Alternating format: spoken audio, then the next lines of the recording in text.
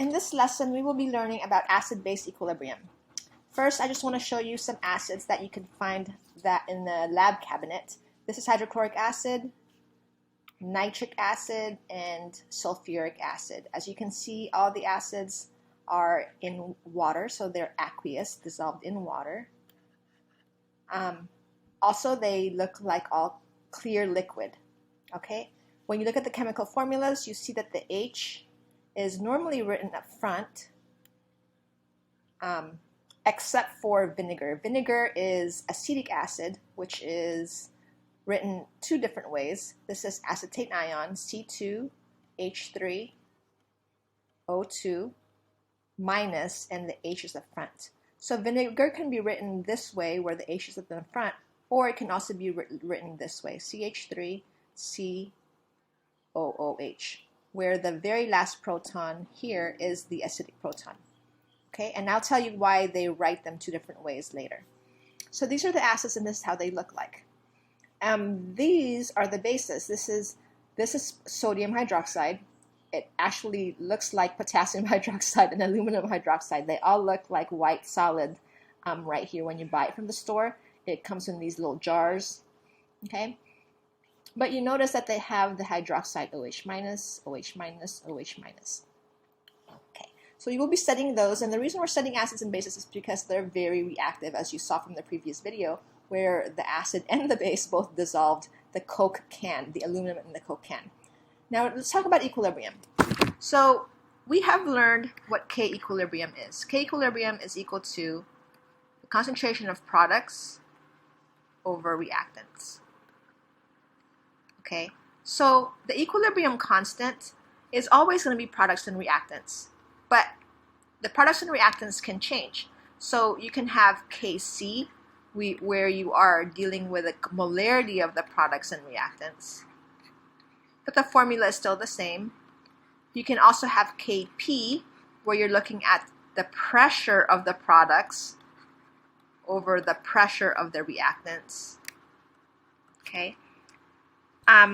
So in this lesson, you're going to be learning about the equilibrium constant K and A for acid.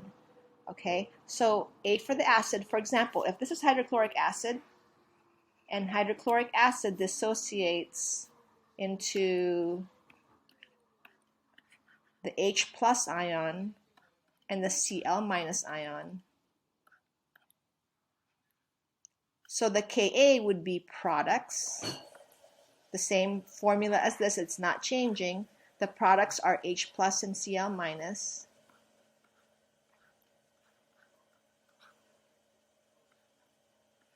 And the intact HCl. Okay, so we will be learning about the equilibrium of these reactions. If the Ka is really big, that means you have a lot of dissociated ions. If it's very small, then it doesn't go to the right very much. You won't have that many dissociated ions. We will also learn about Kb, and if you guessed it, yes, it's for the base. So for bases, again, it's the same formula, products over reactants. I'll give you more examples later when it makes a little bit more sense. Okay? We'll also be learning about something called Ksp. Okay, Ksp stands for solubility product. Solubility product. And that just talks about how well something dissolves, or if it's soluble. For example, when NaCl used to be a solid, and now it becomes Na plus and Cl minus aqueous, Ksp would be the concentration of Na plus and the concentration of Cl minus, and you don't write the solid, okay? So Ksp would be how much ions you get. So the bigger the number, the more soluble it is. And it's called product because you're just multiplying the ions, okay? So before we start on the acids, just give you some definitions. Arrhenius is a scientist. Last name Arrhenius, first name Savant Arrhenius. He named different acids, and he said that an acid gives H plus while a base gives OH minus. And you can see the picture here. This would be the acid, and this would be the base. Okay, so in this picture here, you can see hydrochloric acid is an acid because it dissociates into H plus and OH minus, so you see the H plus here, and NaOH dissolves because sodium is always soluble, so you're going to get the OH minus, so that's a base. Now, if it doesn't have the H or the OH, then it's called a salt. Okay, any ionic compound. Later on, they were able to find more acids and bases besides H plus and OH minus. So they had to name them a little bit differently. Two other scientists named them. So an acid gives the H plus, and then the base will take the H plus. So it doesn't matter what, it doesn't have to be OH minus, it could be any. So here's an example. So here we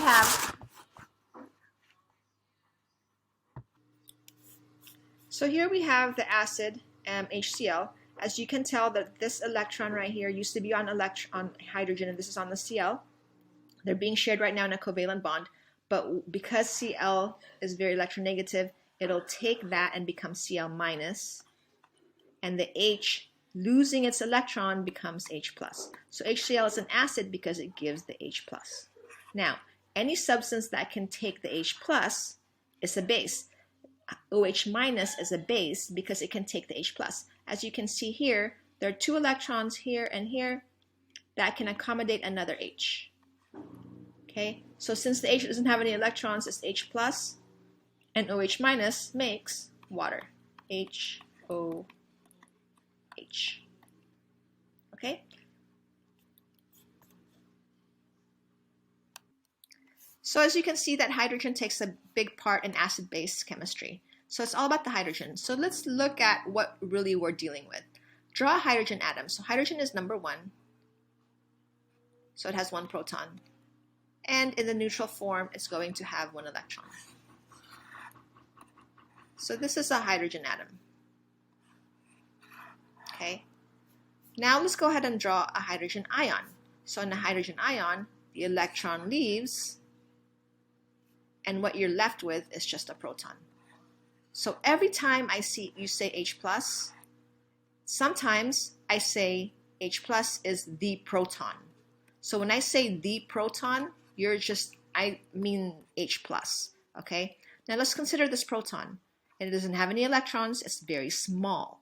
So what happens is if you touch it, the water from your cells is going to be very attracted to this small ion, okay? And this attraction gives off a lot of heat, okay? And the reason it's a big attraction is because this is small. According to Coulomb's law, the smaller a substance is, the closer it'll get, and the attraction is very strong. So heat gives off, so it feels like you're dehydrating yourself, and it's hot, so it feels like you're burning. Okay, so that's why the proton H plus is very, very reactive. Okay, so a Bronsted-Lowry acid must have a removable proton. And when I say proton, I mean H plus. Okay, in order for it to be removable, what you're leaving behind must be stable. Okay, here's an example. HCl, this electron that used to be on H is now with Cl. Cl minus is pretty stable, so the H plus will come off because Cl has 7 valence. It took 1 from H and now it has 8, so it's stable. Okay, this right here is acetic acid. And you know that acetic acid is vinegar, and you know that vinegar is acidic. The reason it's acidic is because the proton leaves behind something stable. So if you look at this, do you see this bond right here? The 2 electrons? This bond is very weak. What will happen is the H plus will come off, and it'll leave this electron behind. So this whole thing will have a -1 charge while the H has a +1 charge. Okay, so I drew that here. Okay, this is acetic acid. This is called the acetate ion. Okay, What you've left behind is a C double bond O with an O right here, and the electrons 1, 2, 3, 4, 5, 6 around the O, giving this a negative charge. Because this double bond can be placed here, it's not really here or here, it's everywhere. It's actually a resonance. Okay? Because of that resonance, it adds to the stability of the acetate ion, so the H plus leaves. Okay, so here, you must leave behind, whatever you leave behind must be stable. What's stabilizing it is the resonance, or the two resonance forms of acetate ion. Okay, now acetic acid has the chemical formula.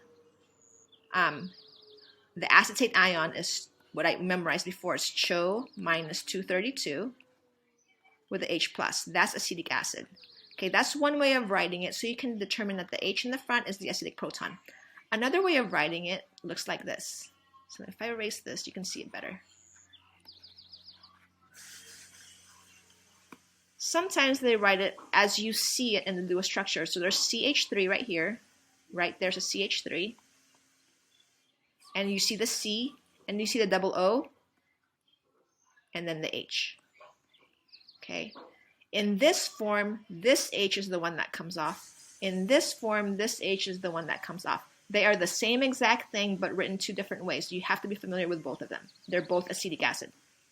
Okay? Here's another one. This is sulfuric acid. This is a very strong acid, and the reason is because this bond right here is very weak. The reason it's weak, can you guess? It's because of those O's. Oxygens are very electronegative. Having 4 of them, putting electron density to the right, allows the H to leave, making this very acidic because the H plus leaves, and what you leave behind is the SO, is the H. You have one more H right here, the S, and then the 4 O's, right? And because the H left this electron behind right here, now you have a -1 charge. Okay? You have to remember that every time you remove a proton, the electron is left behind. So what you have is always the negative of the initial. So this, when you make it, it becomes, when the H comes, this is written as CH3COO negative because the proton left the electron behind. Again, you can write this as C2H3O2 minus the acetate ion, again a -1. You might guess if you remove another another proton, which will be a little bit harder because now you have a -1 and you're taking away another positive, it's going to be harder to remove the second one. But if you did, you can get another H plus. You should guess that you should have SO4 that's left over, and what will be the charge? You're right, it'll be -2, the sulfate ion. Because you removed 2 protons, it left 2 electrons behind, you have a -2. Do not forget those negatives. Okay, so Bronsted-Lowry base must, okay, so now you know that the acid must have an H plus, removable H plus. A base must be able to take the H plus. In order for it to take an H plus, it must have a pair of non-bonding electrons because there has to be somewhere for the H plus to sit. So for example, the H plus can go here, right? So now you have HOH,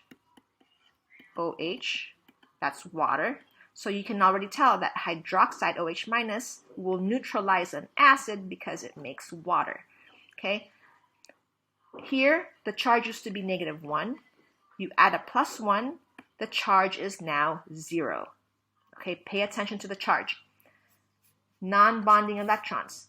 This is ammonia. Ammonia is in your Windex. It's a good cleaner because it's a base, okay? And the way that it reacts with acid is the H goes right there on the lone pairs. You have a lone pair of non-bonding electrons. So what you're going to make is N ... So H. And notice this used to have a 0 charge. You just added a +1 charge. which will give this a +1 charge. Okay, again, neutral +1 equals a +1. Okay, here, -1 + 1 equals 0. This is called the ammonium ion, NH4+, and that's what we learned, ammonia and ammonium. When you dissolve ammonia in water, it turns into ammonium as it takes H+ from water. Okay, that's why those two are important. Now, you're going to be seeing a lot of bases that has N in it, but the ones attached around it can change. This could be CH3, this can be CH2, CH2, CH3, whatever it is, it doesn't matter. As long as you have the lone pair, it can act as a base. Okay, in the future, we'll be looking at a few of those. So this substance will become, again, the H will go on top. So it used to have a 0 charge. Can you guess what the charge will be now? You're right, it will be a +1. So this could be written as CH3, N, and you see the two H's? This initially is written CH3 and H2, okay, in its neutral form. When you add a plus, now you're adding another H, so now it's NH3, but now the charge is a +1.